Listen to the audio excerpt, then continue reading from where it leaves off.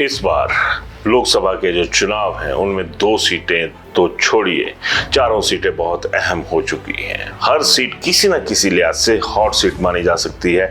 किसी भी सीट को हल्का नहीं आंका जा सकता या ये नहीं कहा जा सकता कि ये ऑन एन एवरेज सीट है, इस पर जो मर्जी नतीजे निकले उसका कोई प्रभाव नहीं पड़ेगा। अभिवादन स्वीकार करें, मैं उदय पठानिया। आज की सियासत कुछ इस तरह से हो चुकी है कि एक दूसरे के मुद्दे छीनने की जो कवायद है वो छिड़ी हुई है। ना भाजपा का कोई अपना मुद्दा है, ना कांग्रेस का कोई अपना मुद्दा है। लोगों के मुद्दों की बात तो आप छोड़ ही दीजिए। सबसे पहले मैं इस सफर की शुरुआत करूंगा मंडी संसदीय क्षेत्र से। यहाँ पर कंगना रनौत के सामने है विक्रमादित्य सिंह और दोनों की हालत कुछ ऐसी है कि जो आम जनता के मुद्दे हैं वो कहीं नजर नहीं आ रहे। कंगना रनौत की बात की जाए तो वो अभी तक जिस तरह का अभिनय वो पर्दे पर करती रही हैं, उसी तरह के अभिनय के जो माहौल है वो अब सियासत के मंचों पर भी बनता हुआ दिख रहा है। कभी वह खुद को सदी के महानतम स्टार अमिताभ बच्चन के मुकाबले की कलाकार मानती हैं, जिन्हें अमिताभ बच्चन के बाद सबसे ज्यादा इज्जत मिलती है। कंगना रनौत ने यह बात खुद अपने मुंह से कही है। दूसरी तरफ विक्रमादित्य सिंह वो अब देव संस्कृति पर अपना जो प्रभाव है वो दिखाने शुरू हो चुके हैं। हाल ही में एक बयान आया फाग मेले को लेकर। उन्होंने कहा कि गद्दी का जो स्थान है, राजगद्दी का जो स्थान है वो देव संस्कृति से भी ऊपर है।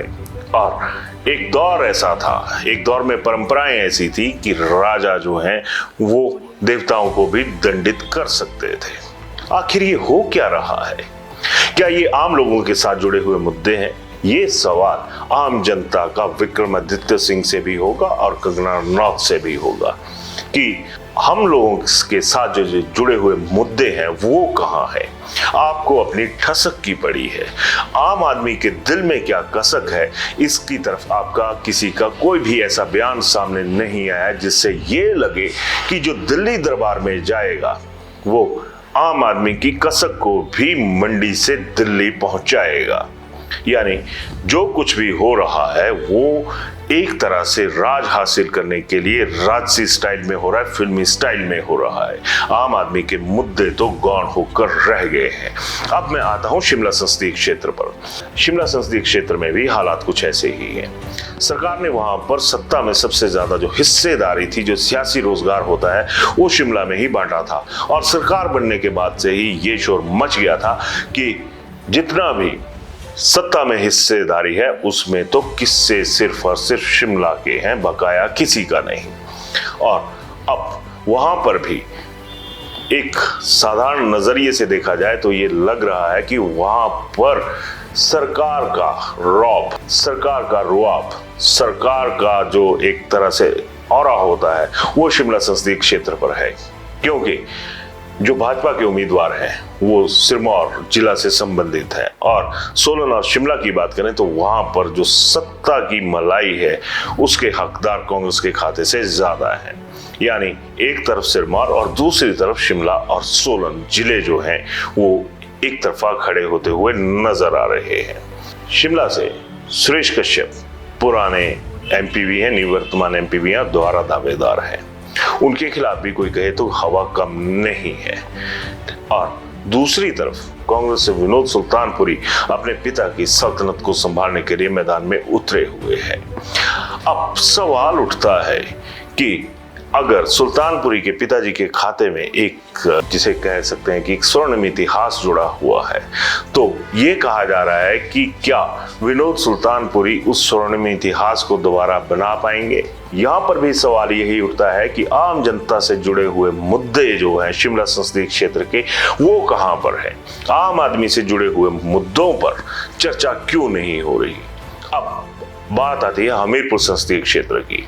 यहाँ पर अनुराग ठाकुर के सामने सतपाल राय ज्यादा है और हैरानी की बात देखिए, यहाँ पर भी जो स्टार पॉलिटिक्स है वो हावी है, क्योंकि अनुराग ठाकुर का जो एक सियासत में ऑरा है, प्रभाव है, उसका कोई मुकाबला नहीं है पिछले कुछ सालों से। तो ये भी गलत नहीं होगा। और अगर रायजादा को देखा जाए तो रायजादा पिछला चुनाव हार चुके हैं जो विधानसभा का था, अब लोकसभा के लिए मैदान में उतरे हुए हैं। तो यहां पर मुकाबला एक बार फिर शिमला संसदीय क्षेत्र की तरह सीएम और डिप्टी सीएम के जो प्रभाव है, जो उनकी सियासी एक तरह से वैल्यू है, उस पर डिपेंड है। स्टारडम यहाँ पर भी कम नहीं है। स्टारडम कोई आम बॉलीवुड हॉलीवुड का नहीं होता। स्टारडम पॉलिटिक्स के अंदर भी होता है, ग्लैमर पॉलिटिक्स के अंदर भी होता है। तो बात फिर वहीं आ जाती है कि यहाँ पर क्या हो रहा है। यहाँ पर भी स्टारडम की टक्कर है। एक तरफ अकेला स्टार है, दूसरी तरफ दो स्टार हैं, यानी सीएम और deputy CM versus Anurag Thakur. फिर यहाँ पर भी मुद्दे जो लोगों से जुड़े होते हैं वो कहीं नजर नहीं आ रहे। जो हाइप क्रिएट हो रही है वो स्टारडम पर ही हो रही है। अब बात आती है कांगड़ा संसदीय क्षेत्र की। यहाँ पर भी शांता कुमार के वर्चस्व का जो सवाल है वो बना हुआ है, क्योंकि राजीव भारद्वाज उनके अनन्य भगत रहे हैं और लंबे अरसे के बाद सियासत में ठीक ठाक रगड़ाई करवाने के बाद अब चमक हासिल करने के लिए उन्हें मैदान में उतारा गया है। और दूसरी तरफ आनंद शर्मा, उनका भी जो एक रुआब है वो बहुत जबरदस्त रहा हुआ है, क्योंकि उन्होंने अपना जो रुआब था वो चाहे राज्यसभा के खाते से राज करते हुए बनाया, लेकिन बनाया जरूर है, इस बात से इनकार नहीं किया जा सकता। जितना कद अनुराग ठाकुर का है उससे कहीं ज्यादा जो दबदबा है वो एक दौर में आनंद शर्मा का भी रहा हुआ है। लेकिन दुर्भाग्य देखिए, यहाँ पर भी जंग जो भाजपा के पुराने वेटरन लीडर हैं शांता कुमार, उनके साथ आनंद शर्मा का हो रहा है। चर्चा यहाँ पर भी नहीं हो रही कोई। उम्मीदवार दोनों दलों ने दे दिए।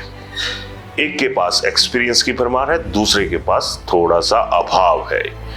तो बात वहीं आ जाती है कि क्या चंबा के मुद्दे जो है वो अब कहीं चर्चा में आ रहे हैं। चंद रोज अब बकाया रह गए हैं, महीना नहीं बचा है चुनावों के लिए, लेकिन ना तो कांगड़ा का दर्द कहीं सामने आ रहा है, ना चंबा का दर्द। चंबा का दर्द मैं इसलिए बोल रहा हूं कि राष्ट्रीय स्तर पर चंबा सबसे ज्यादा पिछड़ा हुआ जिला जो है वो घोषित हो चुका है और नेताओं में ये जंग चली हुई है कि हम में से अगड़ा कौन है।